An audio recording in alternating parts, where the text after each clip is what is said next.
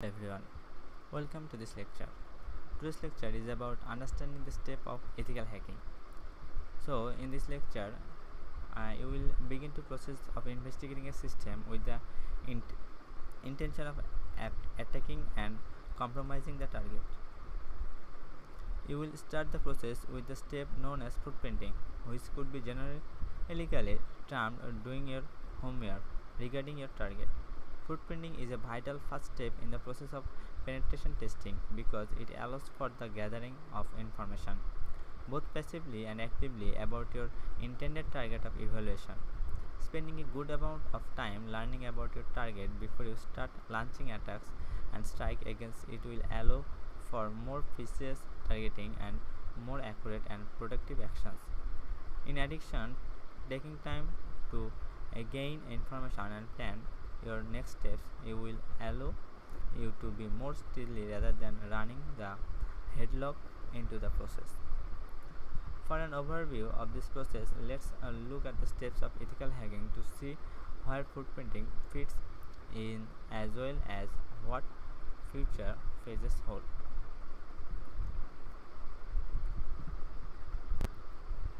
First phase is footprinting.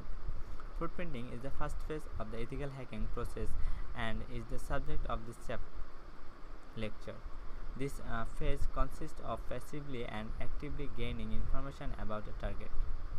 The goal is to gather as much information as is reasonable and useful about a potential target with the objective of getting enough information to make later attacks more accurate. The end result should be a profile of the target. This is a raw picture, but now that gives enough data to plan the next phase of scanning. Information that can be gathered during this phase include the following.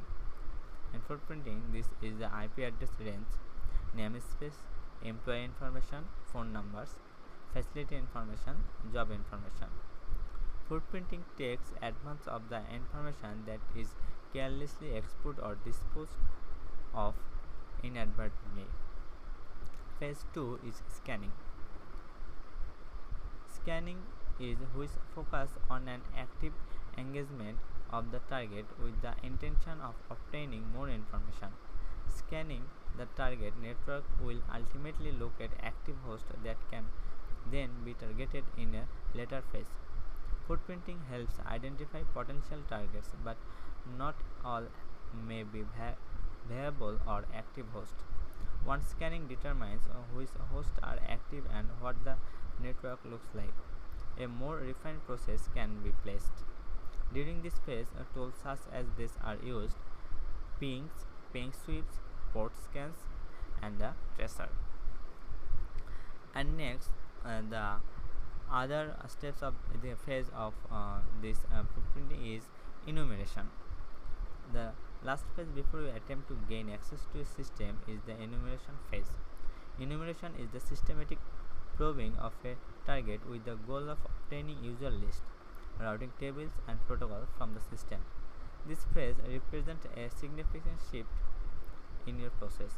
It is the initial transitions from being on the outside looking into moving to the inside of the system to gather data.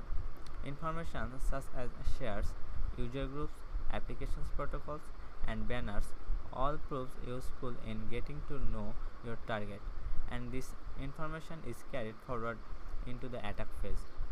The information gathered during phase 3 typically includes, but is not limited, the following. First, the usernames, group information, passwords, hiding shares, device information, network layout, protocol information, service data, and service information. In the phase 4, there is system hacking.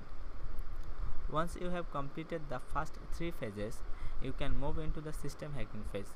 You will recognize that things are getting much more complex and that the system hacking phase cannot be completed in a single pass. It involves a methodological approach that includes cracking passwords, escalating privileges, executing applications, hiding files, covering tracks, concealing evidence, and then pushing into a complex attack. And then now we'll discuss about What is enumeration?